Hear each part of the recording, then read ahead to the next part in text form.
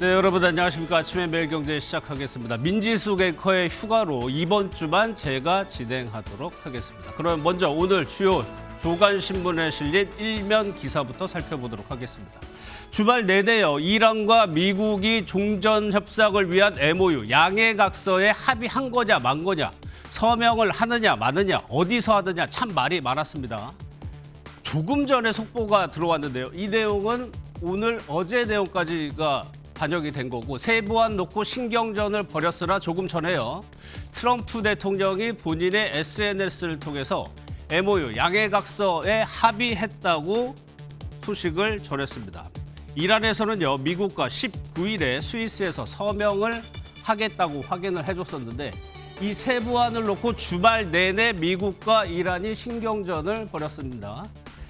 이 부분이 중요한데 핵이 어떻게 되는 거냐, 그리고 이란 내부의 강경파들의 변수로 작용할 가능성은 어떠냐가 중요합니다. 일단 두 나라가 MOU에 합의했기 때문에 이 문제는 어느 정도 해결이 된 것 같지만, 이 MOU가 이행되는 과정에서 이 변수들이 어떻게 작용할지 조금 뒤에요, 자세하게 살펴보도록 하겠습니다. 다음 일면 기사 보도록 하겠습니다. 이재명 대통령이 현재 순방 중이죠. 지금 해외에서 계속해서 국내 정치 이슈에 대해서 글을 올리고 있습니다. 이 내용에 관해서도 지금 민주당 내부에서 파장이 커지고 있는데요. 여당을 질책을 했습니다. 여기 한번 볼까요? 여당 민주당을 얘기하는 겁니다. 진영이 아니라 국민을 봐야 한다고 주말 사이에 강조를 했었죠. 지방선거 후폭풍에 여당의 포용을 강조했습니다. 핵심적인 내용은 지지층만 보지 말고 전체 국민을 봐달라는 주문인데, 이 내용을 두고 이 해석을 두고요, 여러 가지가 나오고 있습니다. 이 내용 역시 뒷부분에서 자세하게 살펴보도록 하겠습니다. 다음 일면 보도록 하겠습니다. 이번에는 조선일보 일면 기사입니다. 선관위 이번에 지방선거에서 이 투표지 부족 사태 관련해서 여러 가지 선관위에 대한 질타가 나오고 있습니다. 조선일보는 선관위원을 이번에는 한번 집중해서 봤습니다. 선거날도 출근하지 않는 선관위원들, 유명무실한 거 아니냐는 지적입니다. 현재 대부분의 선관위원들은 비상임입니다. 그러니까 상임이 아니고 비상임으로 근무하기 때문에 선거날도 출근을 하지 않고 있다고 합니다. 여기 사진을 보면요, 이제 사퇴한 노태학 위원장하고 상임 선거위원 말고는 대부분은 출근을 하지 않았다는 얘기입니다. 선관위 대해부 특집 기사를 쓰는 것 같습니다. 비상임위원들 출근할 의무가 없다는 겁니다. 선관위원과 사무처가 이원화가 돼 있고, 그러다 보니까 아무도 책임지는 사람이 없는 조직이 됐다고 합니다. 조선일보가 내선 해법은 상임화를 통해서 통제를 강화해야 한다고 얘기를 하고 있습니다. 다음 기사도 한번 보도록 하겠습니다. 여기 보면요, ETF라는 게 있습니다. 머니무브라고 하죠. 상장 지수펀드, 국내 상장 지수펀드 ETF라고 하는데, 여기에 투자하는 모이는 자금이 이제는 500조 원을 돌파했다는 겁니다.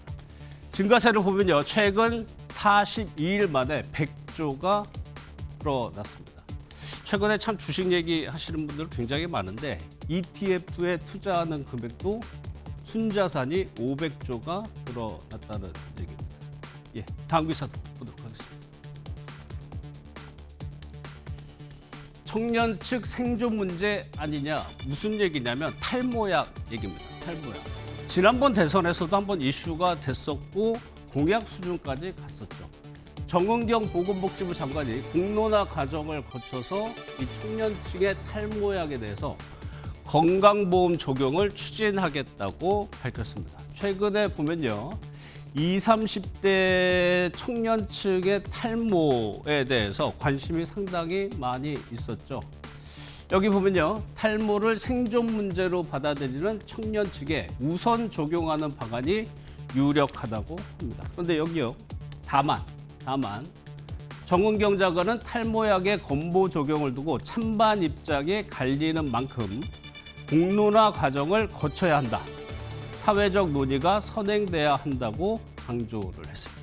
일단 추진을 하고 있는데 보건복지부 장관은 이 부분을 조금 우려하는 것 같습니다. 일단 추진한다는 것 자체가 뉴스가 될 것 같습니다. 다음 일면도 한번 보도록 하겠습니다. 스페이스X가 이제 축포를 쐈지만 한국은 왜 주식이 하나도 없느냐, 이 후폭풍에 대한 매일경제 일면 기사입니다. 미국의 우주기업 스페이스X가 상장을 했죠. 첫날 19% 급등을 하면서 역대 규모의 기업 공개, IPO라고 합니다. 기업 공개를 성황리에 마무리했습니다. 그래서 일론 머스크가 수조 원의 부자가 됐다는 기사들도 있었는데 왜 한국은 영주자? 여기 이 부분에 있습니다. IPO를 하게 되면 대표 주관사라는 게 있습니다. 대표 주관사 골드만삭스였는데 공모주를 최종 배분하는 단계에서 한국에는 단 한 주도 배분하지 않았다고 합니다. 그래서 이렇게 이 스페이스X가 상장되면서 축포를 터뜨렸지만 정작 한국에는 한 주도 배정이 안 됐다는 얘기입니다. 다음 기사 보겠습니다. 이재명 대통령 다시 기사인데 지금 역시 순방 중입니다. 그런데 북한 문제를 언급을 했습니다. 북한 문제를 언급했다는 게 상당히 조금 주목해서 봐야 될 것 같은데 남북이 우발적 충돌을 방지해야 된다는 얘기입니다. 그러면 이재명 대통령의 직접 워딩을 들어보고 북한에서도 반응이 나왔거든요. 그 얘기까지 한번 들어보겠습니다. 흡수 통일이나 일방적 체제 경쟁을 추구하지 않는다는 점을 분명히 밝히고 있습니다. 남북 간의 우발적 충돌을 방지하고 군사적 신뢰를 회복하기 위한 노력도 꾸준하게 이어가겠습니다. 교전 상대방의 핵무장 해제를 운운하는 것이야말로 어불성설이며 공허한 망상이다. 미국과 추종 세력들의 무의미한 반공화국 비난 수사와 핵위협 공전은 되돌릴 수 없는 우리의 핵보유국 지위에 아무러한 영향도 미칠 수 없다. 궁금한 점은 이겁니다. 왜 지금 시점에 북한 문제가 언급이 됐을까? 미국과 이란 전쟁이 휴전해 하면서 그 맥락에서 북한 문제가 떠오르는 것 아니냐는 겁니다. 트럼프 대통령이 북한의 김정은 위원장을 만나고 싶다는 얘기는 집권 이후에 수차례 했었죠. 혹시 그것과 연관되는 거 아니냐? 이 부분도 뒤에서 한번 살펴보도록 하겠습니다. 그러면 첫 번째 키워드, 오늘의 첫 번째 키워드부터 확인해 보겠습니다.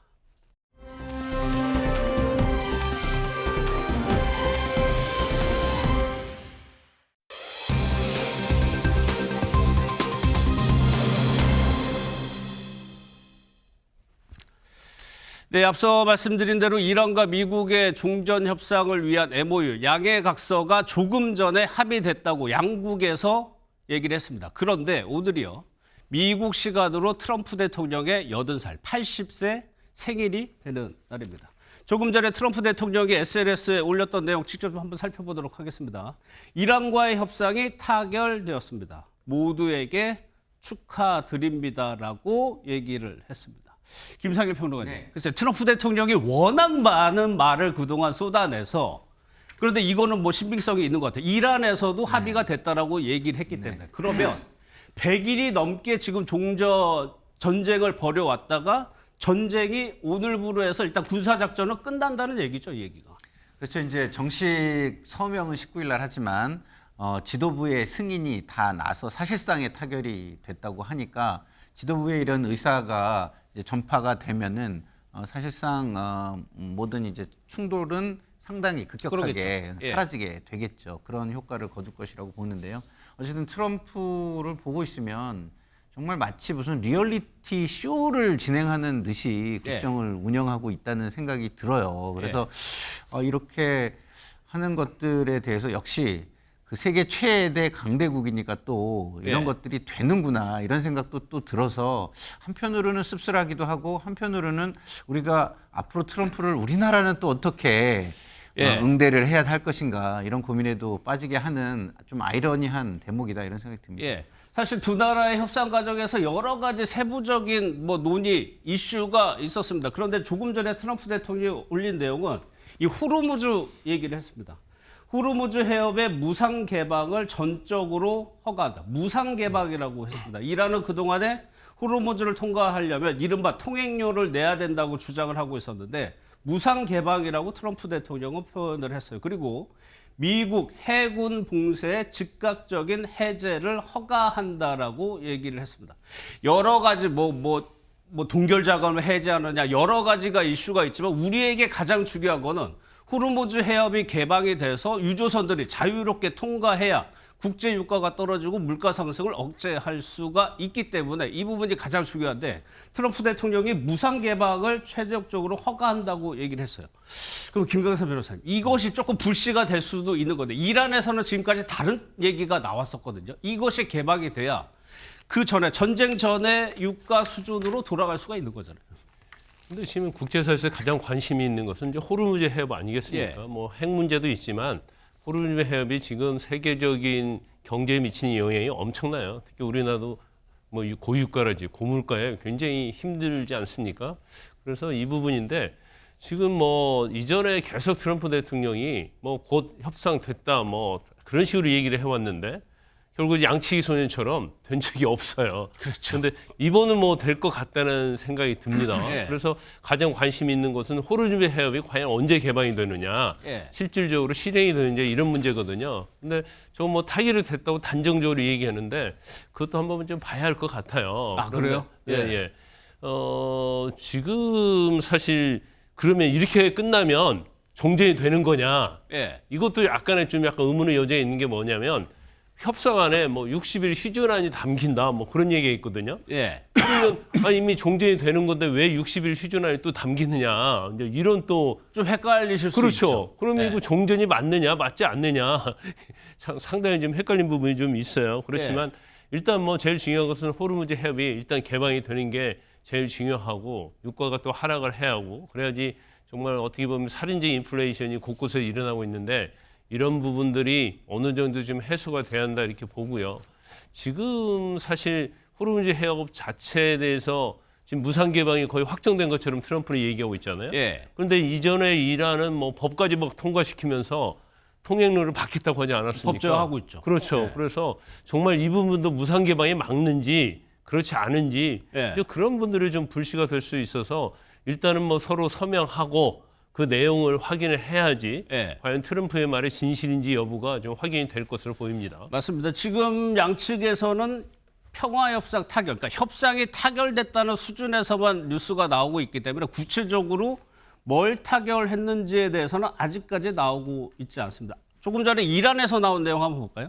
이게 똑같은 문서를 두고 양측에서 하는 얘기가 다르기 때문에 양측의 내용을 다 봐야 됩니다. 이란 국영TV에서는 미국의 평화 합의를 수용을 강제했다. 평화 합의 수용을 강제했다라고 표현을 하고 있습니다. 조금 전에 이란 국영TV가 이 내용을 직접 발표한 내용이 있습니다. 그 얘기 한번 좀 들어보겠습니다. آمریکا وادار به امضای تفاهم پایان جنگ با جمهوری اسلامی ایران و جبهه مقاومت شد. شهباز شریف از پایان دائم و فوری جنگ در همه جبهه‌های جنگ آمریکا علیه ایران و متحدانش خبر داد. 미국도 그렇고 이란도 마찬가지입니다. 국내 정치 상황이 있기 때문에 똑같은 합의 내용을 두고도 얘기하고 해석하는 게 다릅니다. 일단은 서영화 평론가, 이란에서도 합의했다는 건 나오는 거 보니까 합의한 건 맞는 것 같은데. 그렇죠. 지금까지 파키스탄 총리가 19일 날 스위스에서 공식 서명식을 예. 한다라고 발표를 했고 미국 트럼프 대통령이 X에다가 종전 합의했다라고 발표한 거.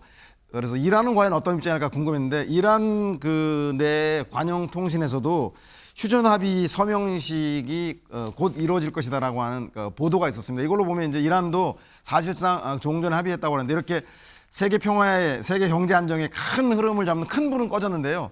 잔불은 좀 남아 있는 것 같아요. 뭐냐면 아까 말씀드린 대로 핵무기를 포기하겠다고 미국 그렇죠. 이란이 그랬다는데 네. 과연 그 농축 우라늄을 그러면 미국 제3국으로 반출하겠다는 건지 아니면 이란 내에서 우라늄 관리를 투명하게 하겠다는 것인지 예. 그리고 원유 제재 유예라든가 대규모 동결 자금을 반환한다 그랬는데 그 동결 자금의 금액과 절차 시기는 언제까지 하겠다는 건지 구체적 내용에 대해서는 각자의 이견이 있어서 예. MOU가 진행되는 과정에서 또 다른 불씨들은 계속적으로 살아날 가능성은 있습니다만 예. 큰 흐름으로 이란 내부 상황도 그렇고 미국 내부 상황도 그렇고 빨리 전쟁을 합의하지 않으면 정권의 위기, 미국은 중간 선거 그리고 이란도 전쟁이 있은 이후에 폭격으로 많은 산업시설과 생활시설이 파괴됐기 때문에 예. 그 언론에는 보도가 잘 안 되고 있습니다. 이란 내에서 반정부 시위가 좀 격화되고 있는 모습들을 보면 양국이 MOU를 빨리 해야 되는 서둘러야만 하는 그런 이유가 분명한 것 같아서 이번만은 뭐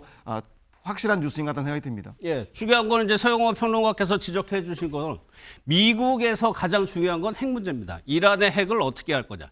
이란 입장에서 가장 중요한 건 이 돈이에요, 돈. 그동안 미국 중심으로 해가지고 이란에 묶어뒀던 동결 작업을 어느 정도, 언제 풀어주느냐가 핵심입니다. 트럼프 대통령과 이란의 외무장관이 이 부분을 강조한 내용이 있습니다. 한번 좀 들어보겠습니다. I would say they want to sign it more, maybe a lot more, but it's a very detailed memorandum of understanding, also agreed to by many other countries that have great influence over them. They will not have a nuclear weapon. They've agreed to that. There will be no, which is the whole reason, which is a big part of the reason. Is that maybe going the to be in your biggest. agreement?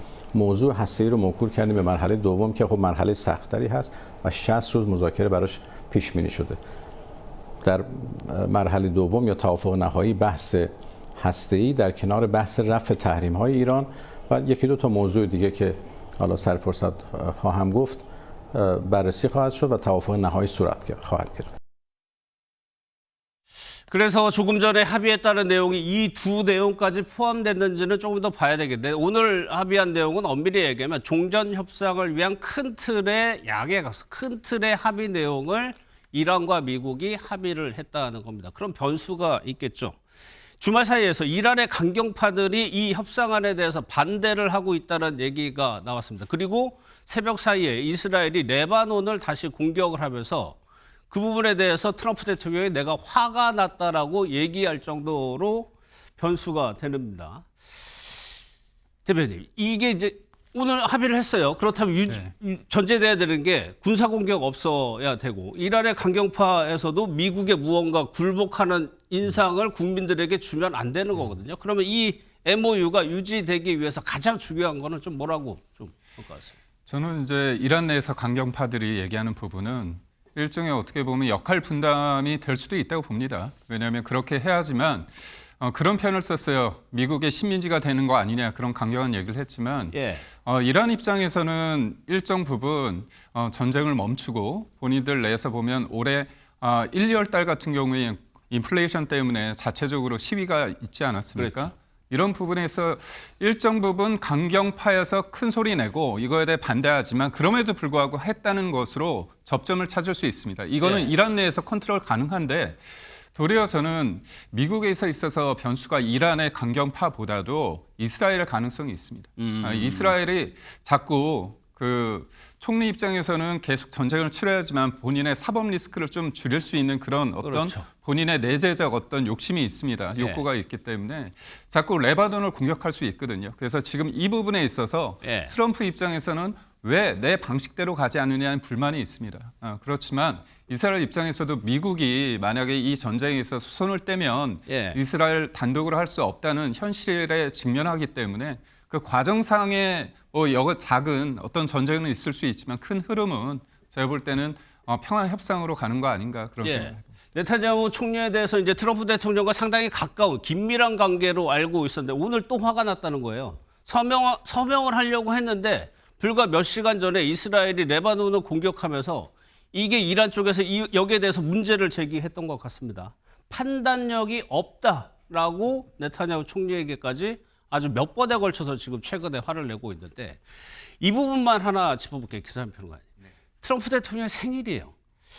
이 종전 협상을 마무리했다. 우리 합의했다라는 거를 본인의 생일날 발표를 하든 서명식을 하든 트럼프 대통령 그거를 굉장히 좀 원했던 것 같아요. 그러니까 보여주는 것을 되게 원한 거죠. 이게 또 어떻게 보여지느냐 이런 거에 굉장히 신경 쓰는 것 같고요. 그렇기 때문에 그 내밀한 합의 내용들 같은 경우는 어떻게든 그냥 매니지 해가지고 넘어가면 된다 이렇게 예. 생각하는 것 같아요. 예. 그래서 제가 아까도 말씀을 드렸듯이 트럼프 대통령이 아직도 리얼리티 쇼를 하는 것 같다라는 얘기를 제가 하잖아요. 그러니까 이게 실제 다른 사람들에게 어떤 영향이 가는지보다는 예. 자기가 어떻게 보여지는지를 만들어가는 것에 굉장히 뭐랄까 집중을 하는 거죠. 그래서 지금 많은 우려들을 지금 말씀을 해주셨습니다. 이게 예. 실질적인 어떤 영향들이 지금 앞으로 있을 것이냐. 근데 MOU는요, 그야말로 양해각서예요. 종전 합의는 아닌 겁니다. 최종적인 도장은 안 찍는 아니죠. 거죠. 그러니까 예. MOU라는 거는 우리의 정치적인 선언이에요. 예. 이런 방향으로 갈게라는 겁니다. 근데 정치라는 게 잘 아시다시피 우리 이런 방향으로 갈게 해도 그렇게 못 가는 경우가 너무 많잖아요. 수두룩하죠. 예. 그런 것 중에 가장 컨트롤하기 쉽지 않은 것 중에 하나가 두 개가 이제 있는데 바로 이스라엘하고 예. 그 다음에 이제 뭡니까 이제 제가 갑자기 생각이 안 나요. 어쨌든 이스라엘하고 이제 두 가지가 제가 볼 때는 가장 컨트롤하기가 지금 굉장히 어려운 상황에 이제 직면해 있는 거예요. 근데 그러다 보니까 본인 입장에서는 굉장히 강하게 이거를 경고를 하는 거죠. 지난번에 그 우크라이나 대통령 때랑 똑같이 경고를 하는 겁니다. 당신은 선택권이 없어. 당신은 바게닝 칩이 없어. 뭐 이런 식으로 이제 압박을 하는 건데 제가 다시 한번 말씀드리지만 트럼프의 이런 방식이 잘 나가면 좋은데 만약에 삐끗하면 그 역풍도 어마어마하겠다 이런 생각이 듭니다. 워낙 불확실성을 키우기 때문에 더 불안할 수도 있는데 이제 생일 얘기가 나온 김에요.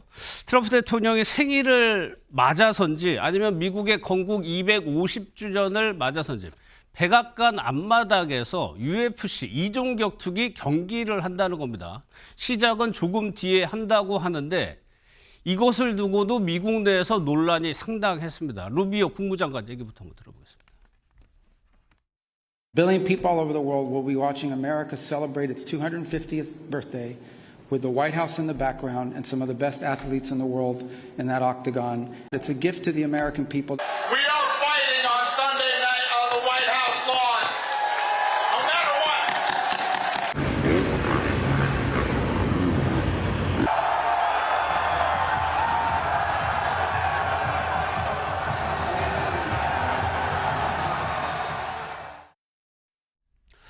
영상에서 보신 것처럼 조금 뒤에 백악관 앞에서 UFC 경기를 하겠다는 겁니다. 그래서 경기장까지 아예 다 지어놓고 있는 건데 서영학 평론가께 여쭤볼게요.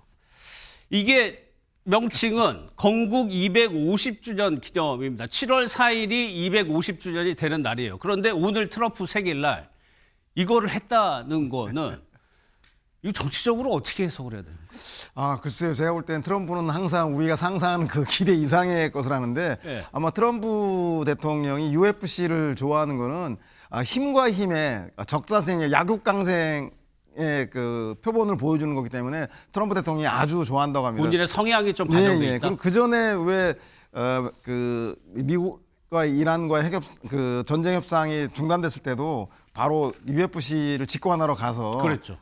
그 메시지는 제가 볼 때는 힘에 의해서 세계 질서를 재편하겠다라고 하는 트럼프의 의지를 보여준 것 같고요. 결국은 뭐 사실은 미국이 이 이란 전쟁 관련해서 얻으려고 하는 게 첫 번째는 핵무기에 대한 이란의 포기지만 또 하나는 앞으로의 세계 경제가 뭐 에너지 중심으로 재편이 될 텐데 에너지에 대한 국제 유가에 대한 통제권을 미국이 여전히 행사하겠다라고 한 강력한 의지, 즉 UFC 경기처럼 힘 있는 강자에 의해서 질서가 재편이 될 것이고 그 최강의 강자는 바로 미국이라는 것을 보여주기 위해서 UFC를 대회를 백악관 앞마당에서 이렇게 하고 직접 관람하러 가기도 하는 게 아닌가 그렇게 생각이 됩니다. 그럼 김광석 변호사님, 지금 본인의 생일하고 이란과의 종전 협상 맞추고 싶다는 얘기 했었고 UFC 경기 조금 뒤에 했고 그러면 미국 트럼프 대통령은 이 모든 거를 크게 설계해서 이날 본인의 생일날 이거를 다 해야 되겠다고 계획을 하고 진행을 했을까요? 아니 트럼프 스타일을 보면 그러고도 남을 사람이죠. 근데 지금 미국이란 나라가 어떻게 보면 우리가 이제 가장 선진 민주주의 국가로 알고 있잖아요. 그런데 트럼프의 어떤 저런 행동을 제지할 수 있는 게 없어요. 제재할 수 있는 사람도 없고. 그리고 사람도 없고 사실 뭐 의회도 거의 무력하고 법 자체도 상당히 이게 제대로 안 갖춰져 있다는 생각이 듭니다. 저 대통령이 자기 마음대로 저렇게 하는 걸 사실은 제재할 수 있는 법 규정이 있어야 하거든요. 예. 지금 뭐 결과적으로는 대법원 소송 가서 법원에서 일부에 대해서만 지금 제한을 하고 있거든요. 그래서 이게 민주국가에서 일어날 수 있는 일인가 하는 의구심이 있고, 미국 대통령은 세계 지도자 아닙니까? 그런데 종전협상도 자기가 생일에 맞춰서 서명을 하려고 하고, 예. 자기가 좋아하는 UFC 경기도 생일에 맞춰서 그것도 백악관이라는 공적인 자리를 이용해서 공적인 장소를 사적으로 이용을 하는 거고, 그렇죠. 더군다나 예. 뭐 집회랄지 동상이랄지 뭐 이런 것들을 어떻게 보면 사회주의국가에서 있을 수 있는 자기 우상화, 자기 중심적 이런 행위를 계속 하고 있는 거예요. 그런데 참 권력이라는 게 엄청난 것 같아요. 권력이 굉장히 무섭다고 생각하는데 또 주위에 있는 참모들은 거기가 굉장히 아부르하잖아요. 굉장히 잘하고 있다고 하고 법적으로 문제가 없다고 하고 이런 얘기를 하고 있잖아요. 그런 사람들로 꾸렸죠. 그렇죠. 예. 원래 그러면 안 된다고 얘기하는 사람이 없어요. 이제 그러다 보니까 이게 정도가 굉장히 심해져 가고 있다. 그래서 아마 저 정도면 우리나라 같으면 벌써 탄핵당했을 가능성이 크다. 저는 그렇게 보거든요. 그런데 어쩌면 민주국가의 선진적 민주국가라고 하는 미국에서 아주 정말 대낮에 저런 일이 번번이 일어나고 있는데 참 이해할 수 없는 그런 뭐 광경이다 이렇게 봅니다. 예. 트럼프 대통령이 집권한 이후에 참 특이한 현상들이 많이 벌어지고 또 하나가요. 케네디 센터라고 있습니다. 여기에 본인의 이름을 집어 넣으려고 했어요. 근데 김광산 변호사께서 말씀하신 것처럼 유일하게 제동을 걸 수 있는 게 법원입니다. 법원이 트럼프 이름 빼라고 얘기했습니다. 영상 한번 보겠습니다. Have canceled scheduled performances at the Kennedy Center after President Donald Trump's name was added to the facility.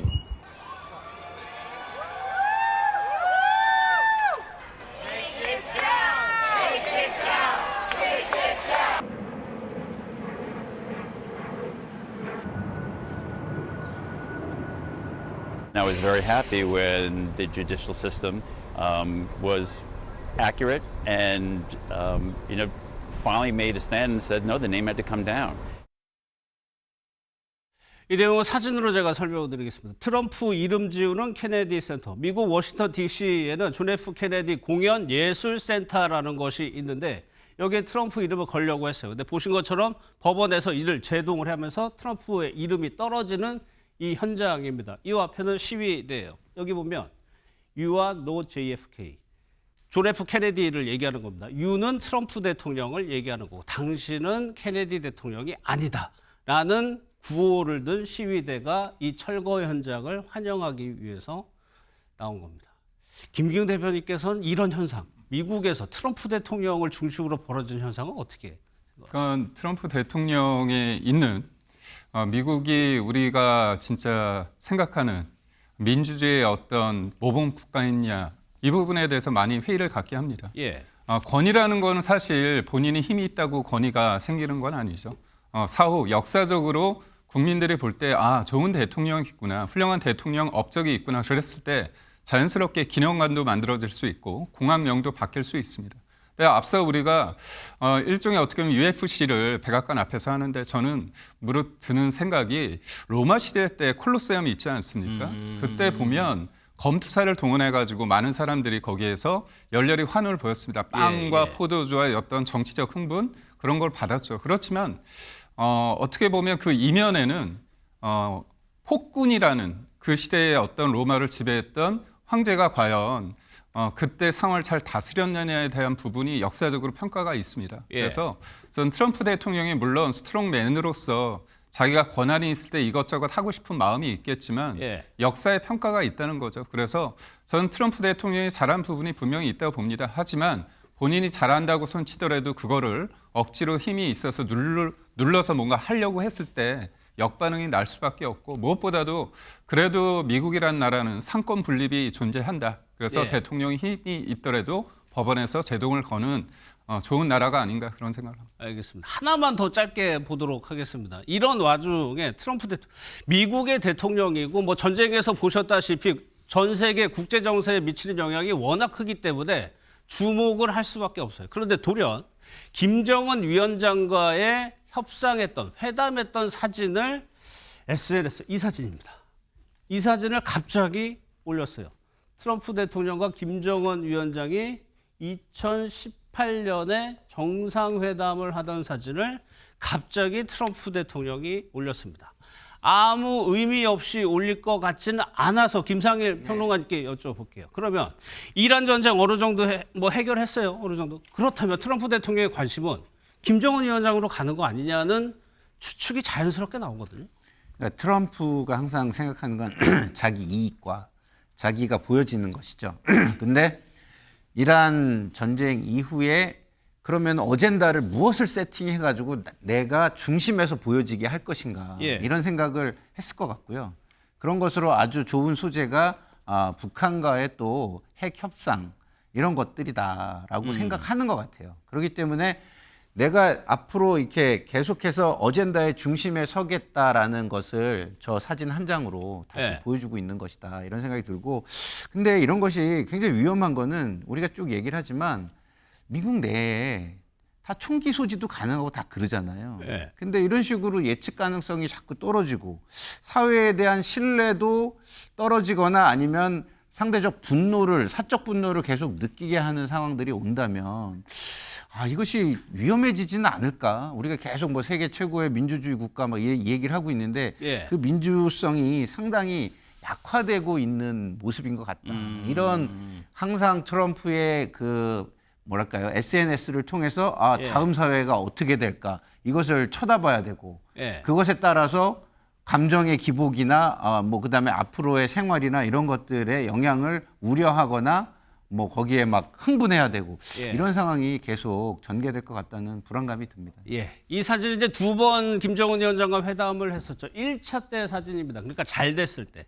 2차는 노딜 회담으로 끝났죠. 1차 때 사진을 올렸습니다. 뭐 지금 들으신 것처럼 일각에서는 북한의 비핵화에 관여하겠다는 의지 아니냐라고 분석을 하고 있습니다. 북한도 이 부분에 대해서 비핵화 그래서 상당히 예민한 반응을 보이고 있죠. 시진핑 주석이 북한에 갔을 때도 이 비핵화 얘기를 꺼내지 않았습니다. 그래서 중국이 암묵적으로 이거 인정한 거 아니냐는 해석이 나왔는데 앞으로 한반도에 또 격동의 뉴스들이 나올지 또 주목이 되는 상황입니다.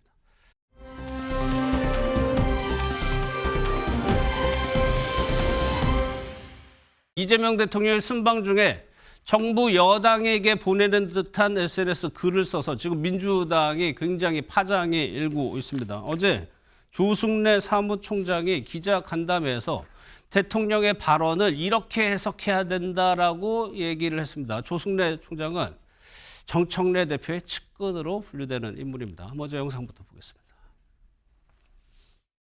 대통령님도 여당의 구성원입니다.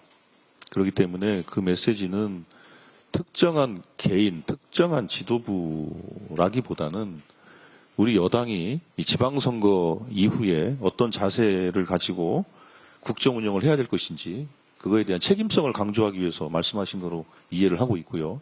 이런 말씀을 지금 특정한 인사에 대한 경고 메시지로 읽는 것은 조금 그 대통령의 뜻을 좀 곡해하는 것이다. 제가 이렇게 말씀을 드린 것입니다.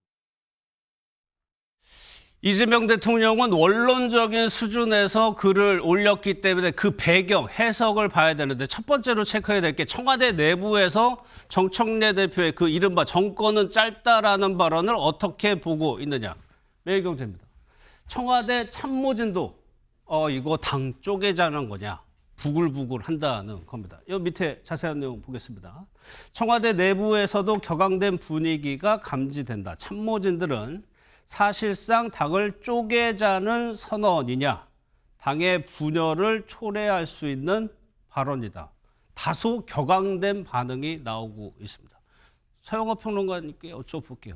정청래 대표의 발언, 그리고 그 이후에 이재명 대통령의 SNS 글의 의미를 민주당 강성지도부, 더 구체적으로는 정청래 대표에게 보내는 경고라고 해석해야 되는 겁니다. 원래는 일반적으로 그 대통령이 할 수 있는 말이죠. 뭐냐면 그 김대중 대통령도 이런 얘기를 했어요. 당에 대해서 항상 예. 서생의 문제의식과 상인의 현실 감각을 가져야 한다. 이런 얘기. 즉 소위 말하는 개혁 진보성과 국민들의 여론을 동시에 살피라는 얘기고 문재인 대통령도 당선되고 취임하자마자 맨 처음에 봉화마을을 가면서 추념사 맨 마지막에 뭐라 그랬냐면 대통령 재임 기간에는 이제 봉화마을에 마지막 오는 날이 될 것입니다. 그 얘기 뭐냐면 지지자를 위한 정치가 아니라 국민을 위한 정치를 하겠다. 이렇게 표현한 거거든요. 그래서 이재명 대통령도 야당일 때는 몰라도 여당이 되고 나서는 민주당의 대통령을 넘어서는 모든 국민의 대통령이 돼야 하고 여당도 그렇게 맞춰야 한다라고 그 메시지를 낸 건데 하필 이 메시지에 대한 그 시기가 지방선거 평가 이후 그리고 취임 1주년 때에 이 메시지를 냈는데 지방선거 패배에 대한 책임론으로 읽히고 또 거기에 대해서 일반론이라고 할 수 있는 정청래 대표의 그 답변 정권은 짧고 국민은 영원하죠. 이게 맞는 얘기인데 하필 그 시기에 얘기하다 보니까 대통령 말하는 거에서 반발하고 마이웨이를 가겠다라는 당신은 임기가 짧지만 우리 당은 영원하다.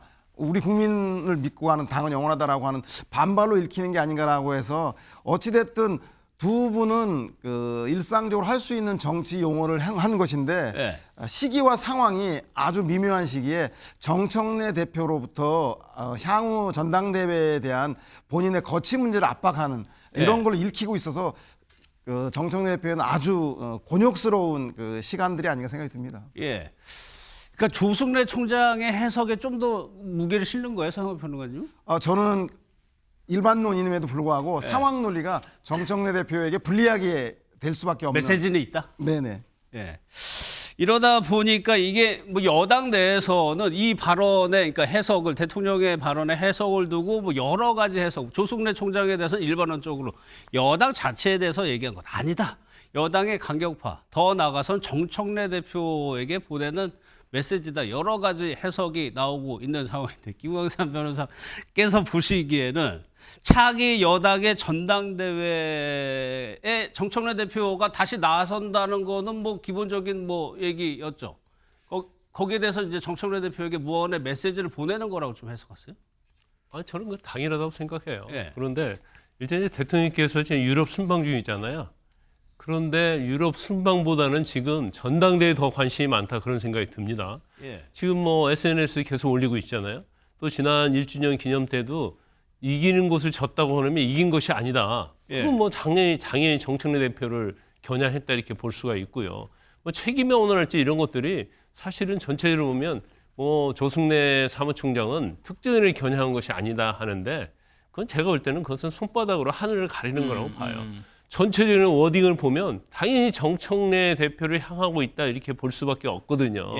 그런데 아마 이렇게 대통령이 노골적으로 과연 전당대회에 이렇게 개입하는 것이 뭐 이게 맞느냐 이것은 이제 변론을 하고 아마 이제 대통령 입장에서는 누가 되느냐 정청래냐 김민석이냐 송영길이냐 누가 되느냐에 따라서 굉장히 본인의 국정 운영에 영향을 미칠 것이기 때문에 아마 가장 다급하고 가장 중요하게 생각하는 것은 아마 이번 전당대회에서 정청래 대표가 안 되는 것을 바랄 거예요. 정청래 대표가 되면 제가 볼 때는 본인 생각에 레임덕이 빨리 올 수도 있고 경우에 따라서는 조작기소 특검법 이런 것이 사실은 통과되는 데서 문제가 될 수 있다고 생각할 겁니다.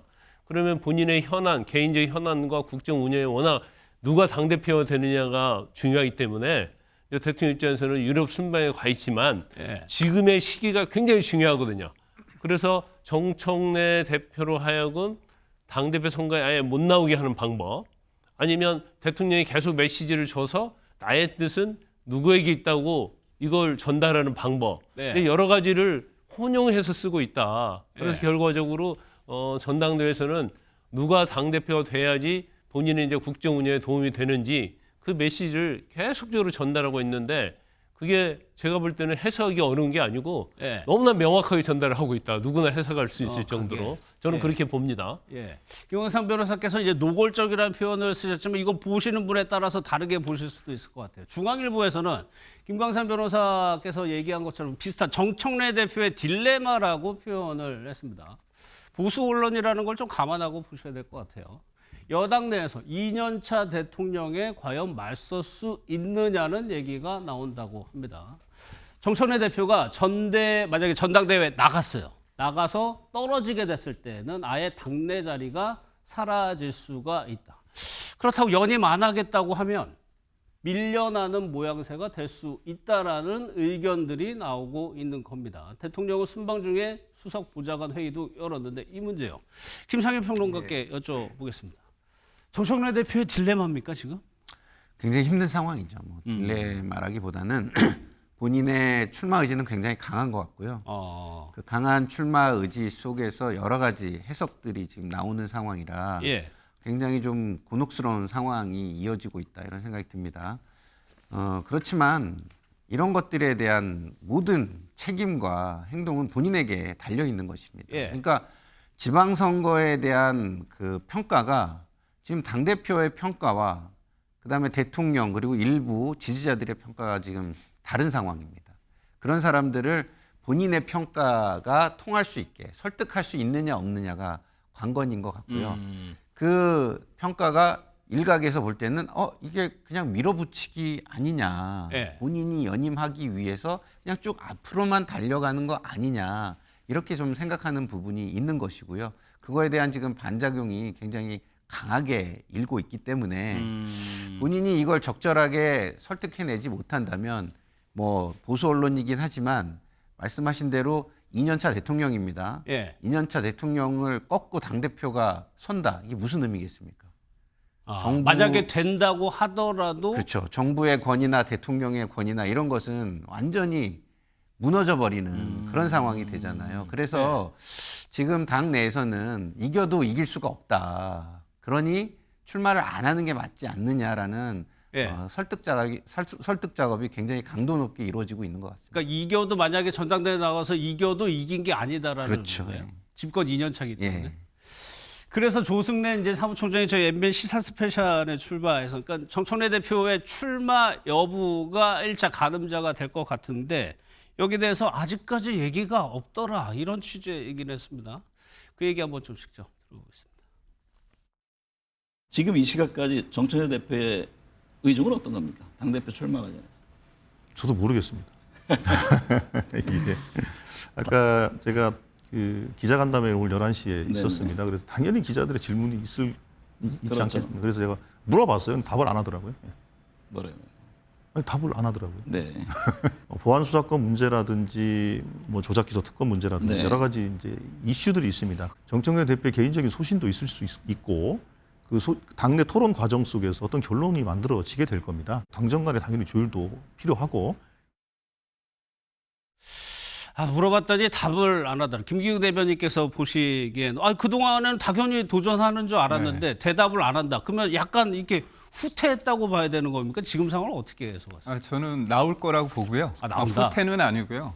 나온다고 얘기를 하는 순간 어떻게 되냐면 공정성을 위해서 빨리 사퇴해야 되는 거 아니냐. 그런 얘기가 돼도 될 겁니다. 그렇기 때문에 8월 17일 날 당대표 전당대회는 있지만 언제 자기가 소위 말해서 재임을 위해서 다시 재도전을 위해서 언제 자기가 당대표직을 내려놓을까. 그거를 떠밀리듯이 하는 것보다는 본인이 생각하는 계획 하에 하고 싶은 마음이 있기 때문에 시점을 보고 있다는 맞습니다. 얘기예요? 시점을 보기 때문에 만약에 할 거다 그러면 주변에서 빨리 내려와라 그렇게 말하지 않겠습니까? 그래서 저는 그럴 것 같고 정청래 대표 입장에서는 지금 보면 좀 많이 억울할 것 같습니다. 왜냐하면 지방선거 못했기 때문에 나가야 된다는 거잖아요. 그런데 가장 문제가 되는 곳이 어디입니까? 서울 아닙니까? 근데 서울이 이른바 명피란 곳이었고 또 이번 선거에 있어서 꿰뚫는 어떤 화두가 뭐였느냐 봤을 때 제가 볼 땐 공소취소 특검이었고요. 특히나 서울 같은 경우는 부동산 문제였는데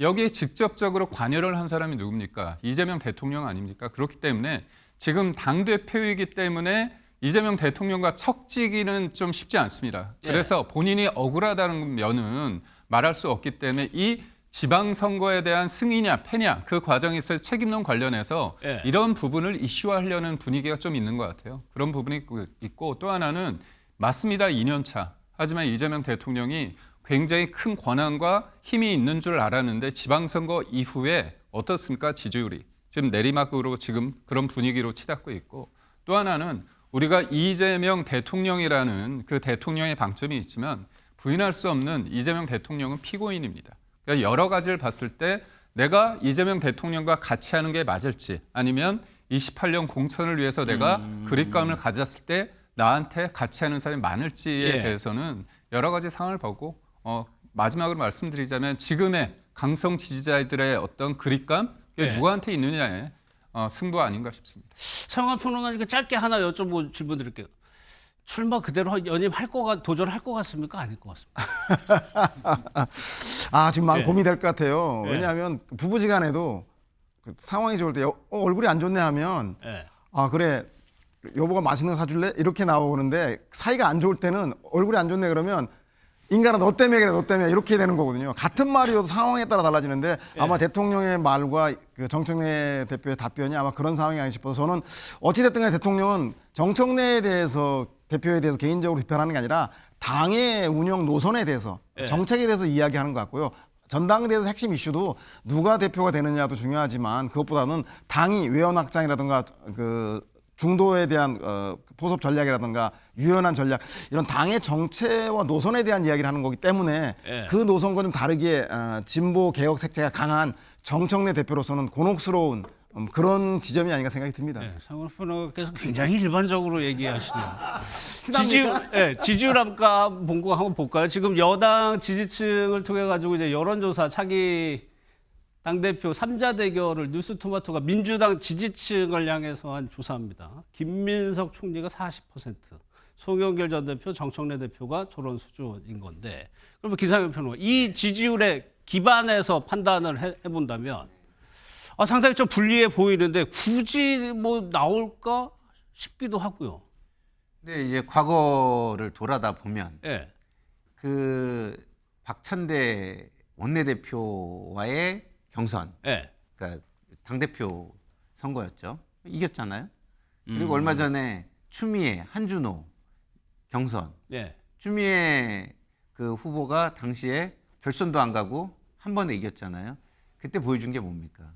친명 조직의 조직력을 확인한 거예요. 그렇기 때문에 사실은 저게 지금 그래프에 나오는 지지율은 중도 민심이 대통령 쪽으로 많이 당내의 중도 민심이 대통령 쪽으로 많이 갔다 이런 건데 우리가 이번 지방선거에서도 봤지만 지지층 결집은 이후에 이루어지고 지지층 결집으로 인해서 중도에 또 영향을 주는 것도 상당하잖아요. 그렇기 때문에 사실은 지금 현재는 저렇게 나와도 앞으로 또 이 정청래 대표의 조직력이 워낙 막강하기 때문에 어떻게 흘러갈지는 모르는 거예요. 바뀔 수 있다. 그래서 아까도 제가 말씀드렸지만 가장 좋은 것은 정청래 대표가 이겨도 이긴 것이 아니기 때문에 당내에서 정청래 대표를 어떻게든 설득하는 게 좋겠다 이런 사람들이 있는 것이고요. 또 하나의 방법은 이제 정청래 대표가 풀어야 되는 건데 내가 해도 나는 대통령을 전면에 설 수 있게 내가 할 거야. 그동안 나 잘못했어. 내가 좀 대통령 가렸다고? 그래 나 반성할게. 가리지 않고 대통령이 전면에 드러나게 나는 그 뭐 당권 2기는 그렇게 갈 거야라는 거를 설득하는 방식이 있겠죠. 오늘 유독 조승래 총장의 얘기가 많이 나오는데 어제 기자간담회를 했기 때문입니다. 그런데 조승래 총장이요. 그 얘기만 한 게 아니고 김민석 총리하고 송영길 의원에 대해서 이렇게 얘기를 했습니다. 선거가 한참인데 총리 그만두겠다고 하고 당권 도전한다는 것이 선거에 어떤 영향을 미쳤겠냐. 선거에 대해서 책임론에 대해서 김민석 총리에게도 책임이 일정 부분 있다는 취지로 보입니다.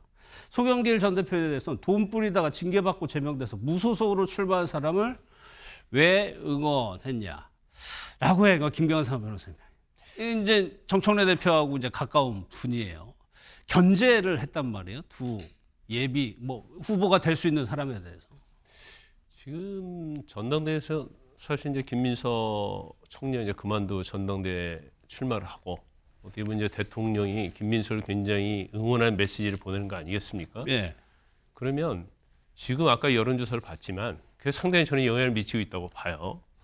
그런데 이제 어떤 문제가 있냐면 그러면 만약에 정청래 대표가 여기서 연임을 그만둔다고 했을 때 아니면 출마해도 떨어졌을 때 그러면 이전에 지난 이재명 대통령이 당대표 할 때 목격한 내용이 있잖아요. 비명 행사, 그러면 정청래 대표뿐만 아니라 지금 친청으로 불리는 사람들이 다음에 공천을 받을 수 있겠느냐 이제 그런 문제가 되는 거예요. 예. 그래서 아마 정청래 대표의 고민도 설사 뭐 전당대회에 나가도 쉽지 않을 거라는 생각을 한다 하더라도 그만두기는 굉장히 어려울 것 같아요.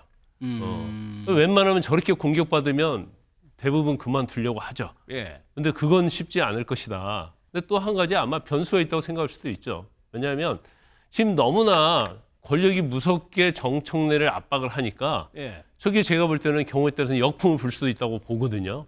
그러면 정청래 당대표가 이전에 아까 말씀드렸처럼 전에도 박창대 의원하고 당대표 선거했는데 그때도 뭐 노골적인 아니지만 대통령의 의중이 박찬대에 있다고 하는 것이 거의 뭐 명확해졌음에도 불구하고 본인은 그때 박찬대를 꺾었잖아요. 예. 그런 경험이 있기 때문에 어떻게 보면 이게 자기의 정치 생명 그리고 자기를 따르는 친청계의 어떤 총선 공천과 관련된 것이기 때문에 예. 사실 정청래 대표 입장에서는 이걸 그만두기는 굉장히 어려울 것이다. 그리고 한 가지 아니 그냥 선거에 나가서 이기면 되는 건데 예. 왜 정청래 대표가 계속 불출마를 종용하느냐. 그러면 그만큼 정청래 대표가 출마를 하게 되면 이제 변수가 생긴다고 보고 있지 않느냐. 이제 그렇게 보니까 아예 정말 출마하지 못하게 하려는 그런 전략적인 의도를 이제 친명 쪽에 쓰고 있다. 저는 그렇게 봅니다. 예, 말씀드렸다시피 정청래 대표 연임 도전 여부가 최대 분수령이 될 것 같습니다. 야권 역시 좀 장동혁 대표의 거취를 두고 여러 가지 말들이 나오고 있는데 장동혁 대표의 모습부터 한번 좀 보도록 하겠습니다.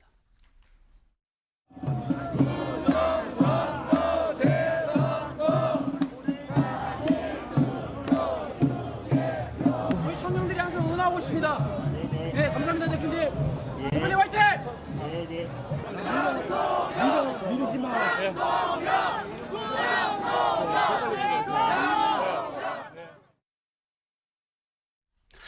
장동혁 대표 국민의힘 관련 얘기는 한겨레 신문 보겠습니다. 투표용지 특검 하자 버티는이라고 표현했습니다. 버티는 장동혁 대표. 국민의힘도 분수령이 있네요. 이건 좀 짧습니다. 17일에서 18일에 열릴 것으로 보이는 의원총회가 분수령이 될 것 같다는 겁니다. 모두 부른만 한번 볼까요? 투표용지 부족 사태 특검 관철을 방패 삼아서 빗발치는 사태론을 막고 버티기에 들어갔다라고 평가를 했습니다. 의원총회에서 장 대표 거취의 분수령이 될 전망이다. 김기웅 대변인, 이게 왜 분수령이 될까? 여기서 이제 현역 의원들이 장동혁 대표의 거취 문제에 대해서 사퇴하라는 요구가 많이 나온다면 장 대표에게는 이게 분수령이 된다는 얘기인가요? 네, 전제가 많이 나온다면 그거겠죠. 예. 근데 지난주에 있었던 원내대표 그 결과를 보면 점정식 의원이 원내대표가 됐습니다. 예.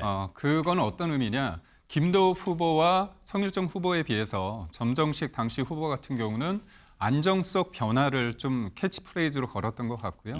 동의하는 부분이 있고 두 가지였던 것 같습니다.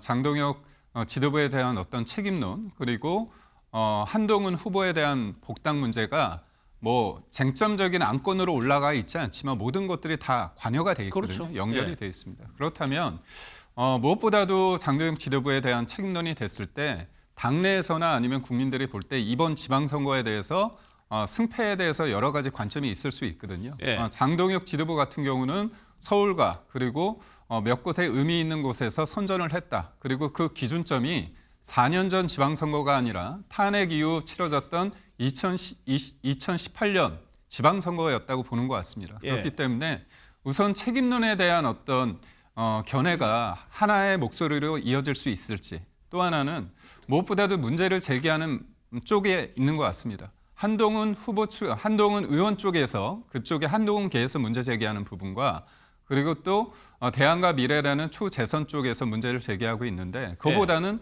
더 많은 사람들이 문제를 제기해야지 힘을 얻거든요. 그러니까 예를 들어서 안철수 의원 같은 경우는 장동혁 지도부의 책임론에 대해서 선을 긋고 있습니다. 예. 그래서 당내의 목소리가 장동혁 지도부의 어떤 책임론을 넘어서서 예. 퇴진까지 요구하는 데 있어서 목소리가 모아진다면 의원총회가 분수령이 될 수 있다고 보고요.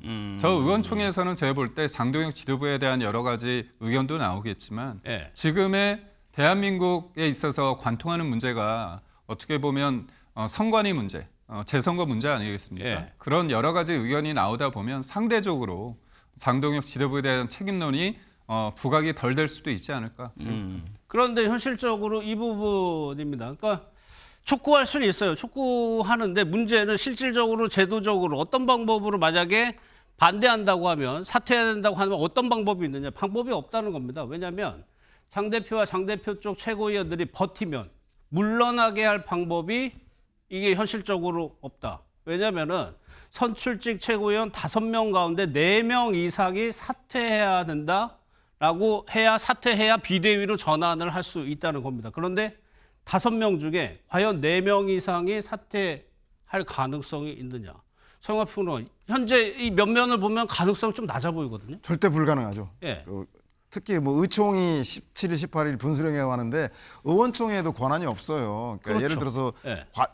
얼마 전에 불과 그 지방선거 직전에 의총에서 뭘 했냐면 절윤 하겠다라고 결의문을 채택했음에도 불구하고 장동혁 당시 대표는 아무 입장을 발표하지 않고 근데 실제 공천 결과를 보면 절윤은커녕 윤호개인 세력들이 많이 공천을 받았던 걸 보면 의총에서의 결의라는 것 결의해도 그 정도인데 결의 자체가 대표의 임기에다 어떤 영향을 미칠 수 없고 유일하게 있는 게 2가지인데 아까 말한 대로 최고위원 5명 선출직 중에서 4명이 사퇴할 경우에 비대위로 가는 거하고 또 하나는 전당대회를 통해서 예. 장동혁 대표에 대해서 연임을 하든가 아니면 떨어지든가 2가지밖에 없기 때문에 저는 의총에서 모여서 장동혁 대표에게 심리적인 부담은 줄 수 있을지 몰라도 또 국민의힘이 웰빙 정당이잖아요. 누가 죽기 살기로 결사적으로 싸우는 사람 있습니까? 그래서 예. 결국은 의총에서 제가 볼 때 하나만 한담 얘기하고 장동혁 대표는 무겁게 책임감 있게 받아들이겠다는 정도로 미봉책으로 가고 쭉 전당대회에서 간다. 옥석이 예. 가려질 것 같다는 생각이 듭니다. 알겠습니다. 그러면 잠깐 언급이 나오겠는데 한동훈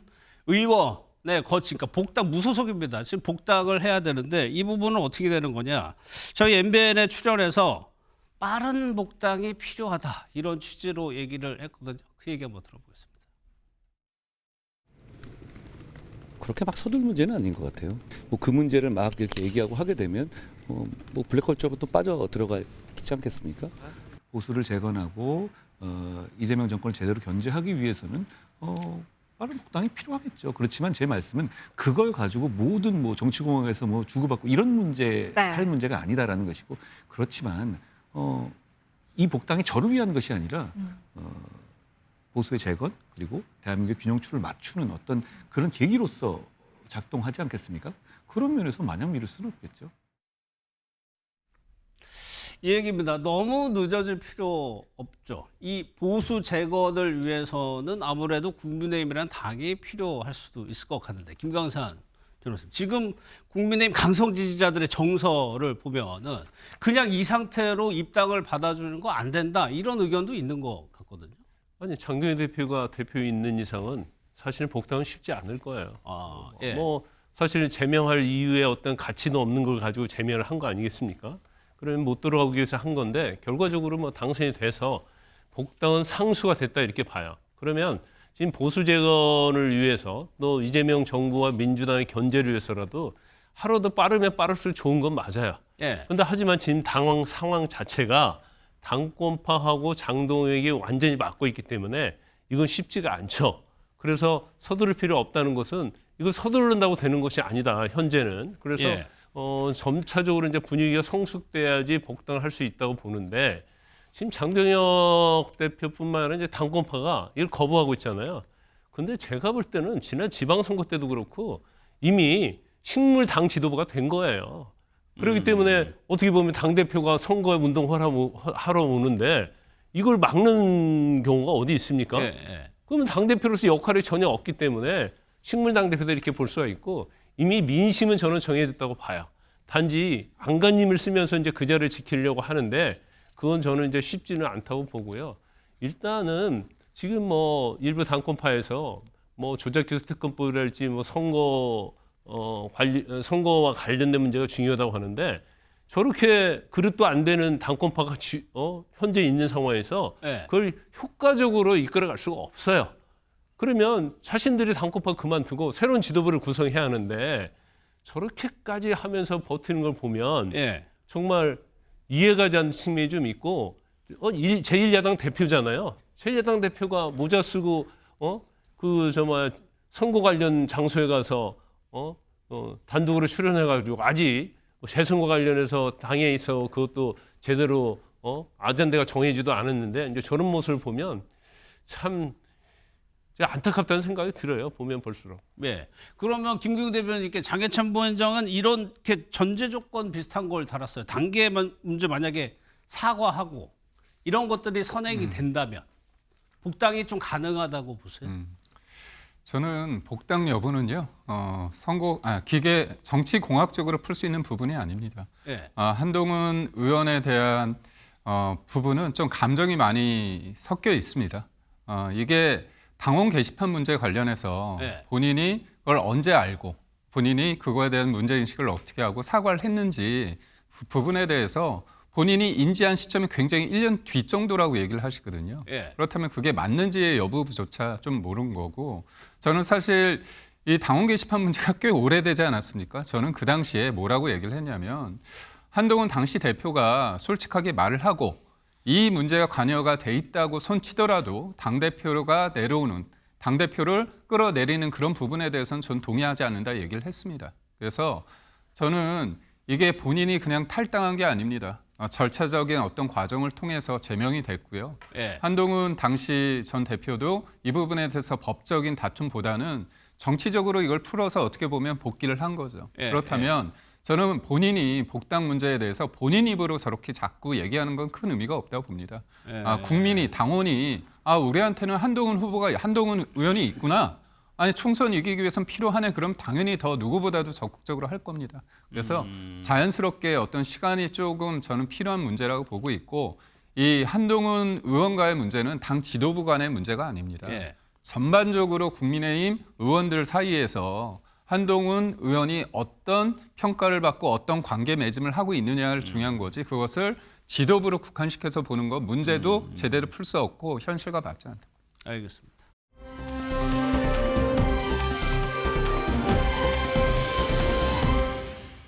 이재용 삼성전자 회장이 지금 이재명 대통령 순방에 같이 가 있는데 페라리 회장을 만나서 혹시 딸 자랑한 거 아니냐라는 영상이 좀 포착이 됐거든요. 일단 먼저 영상부터 좀 보겠습니다.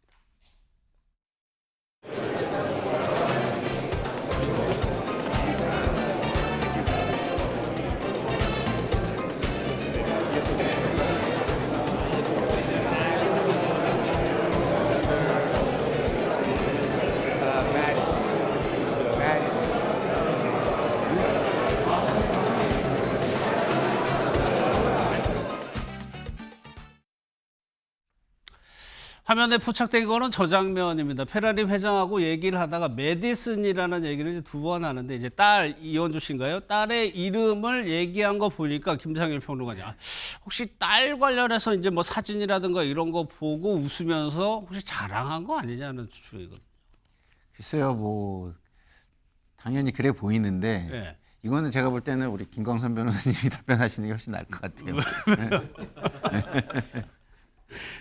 이게 충분히 뭐 가능성이 있어 보이긴 하죠. 이렇게 본 뒤에 딸의 이름을 얘기했다는 거는. 그렇죠. 근데 딸 이름을 얘기하면서 저렇게 뭘 보여줬다는 것은 이제 딸과 관련된 이야기를 했다 이렇게 볼 수가 있고요. 예. 아마 제가 볼 때는 그냥 딸 얘기를 하지 않았을 거예요.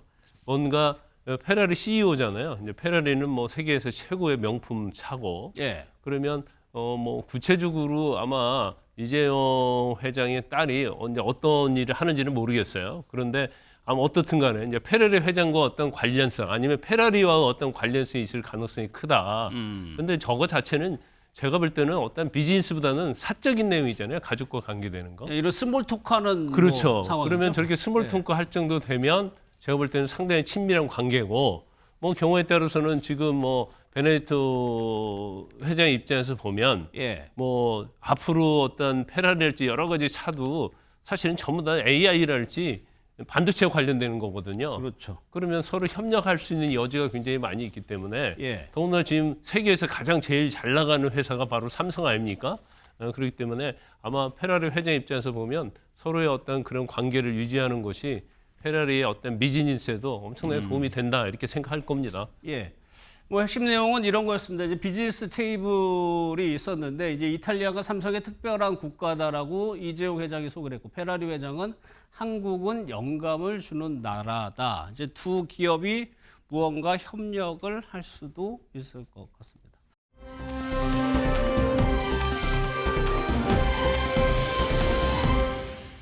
윤석열 전 대통령이 이제 무인기 사건 관련해서 30년 선고를 받았죠.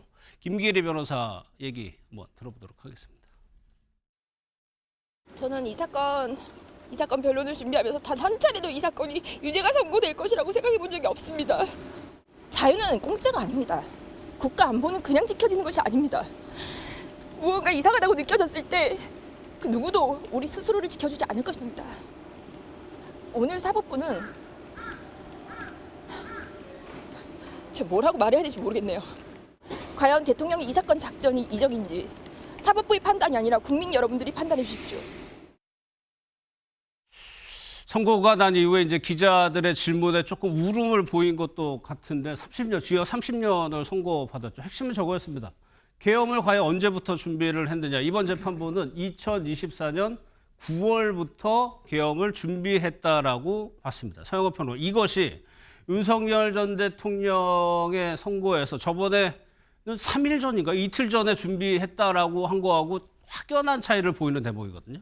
그렇죠. 그러니까 대통령이 국군 통수권자로서 내란을 자기의 집권 연장을 위한 목적으로 야당을 탄압하기 위해서 군을 동원해서 평양에 무인기를 보내고 그걸로 전쟁 위기를 만들어서 내란에 소위 말해서 비상계엄의 명분을 쌓겠다라고 하는 그 얘기가 즉흥적으로 우발적으로 나왔느냐 아니면 치밀하게 계획됐는가에 따라서 판가름이 달라지는데 이번 재판부 판결은 오래전부터 치밀하게 준비된 계획적인 범죄였다라는 것에 더욱더 큰 중형의 사유를 얘기했습니다. 예. 근데 그럼에도 불구하고 김계리 변호사가 저렇게 울음을 터뜨리는 것은 이 윤석열 대통령에 대한 광신도의 마음인지 아니면 향후 정치를 위한 뭐 자기의 그 극우 진영에 대한 지지층을 결집하기 위한 정치적인 행위인지는 잘 모르겠으나 예. 민심과 너무 동떨어졌다라는 것만은 뭐 지울 수가 없는 대목인 것 같습니다. 그럼 김기리 대변인, 변호인단에서는 재판부가 이렇게 판단할 거라고 예상을 전혀 못했을까요, 진짜로? 못했을 것 같습니다. 우리 국민들도 예. 내란죄 관련해 가지고 1심 나오지 않았습니까? 외환죄 관련해서 이게 혐의 적용이 맞는지 법조인들조차도 이 부분에 대해서는 과하다 이런 얘기를 했습니다. 그런데 30년입니다. 그러면 우리나라 국군 통수권자로서 정상적인 어떤 군의 활동, 북한이 아무것도 안 했습니까? 수많은 도발을 했습니다. 오물풍선도 하고요, 핵미사일도 쏘고 여러 가지 했습니다. 그렇다면 우리는 가만히 있습니까? 우리가 정상적으로 비례 대응 원칙을 세워서 하는 거죠. 예. 그렇다면 이 무인기 관련해 가지고 이게 사실상 내란을 일으킬 목적으로 해가지고 뭔가 작전을 했다고 했으면 아니 계엄 앞두고 해야 되는 거 아닙니까? 두세 달 전에 한 걸 가지고 얘기를 하는 겁니다. 예. 그 부분이 있고요. 저는 냉정하게 봐야 된다고 봅니다. 무인기를 보낸 게 군의 정상적인 활동조차도 이렇게 한다면 예. 지금 우리가 계속 비핵화 얘기하고 있지 않습니까? DJ 정부 때 어떤 일이 있었습니까? 북한은 핵을 개발할 능력도 의지도 없다고 했습니다. 그리고 그 이후에 노무현 정부 때는 어떻게 했습니까? 예, 제가 드리고 싶은 말씀은 뭐냐면 반대 얘기를 들어봐야 될 것 같아요.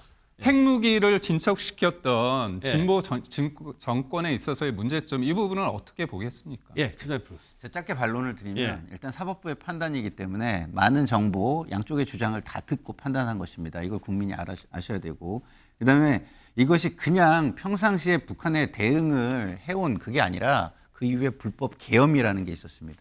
대통령이 국가의 권력을 국민을 위해 행사했느냐 아니면 자신의 권력을 위해서 행사했느냐 이것을 판단하는 부분이 굉장히 큰 것입니다. 그래서 미래에 이런 것을 방지해야 된다는 역사적 의식이 굉장히 강했을 것이다 이렇게 생각합니다. 저 6월 15일 아침에 매일경제는 여기서 마무리하도록 하겠습니다. 시청해주신 여러분 고맙습니다.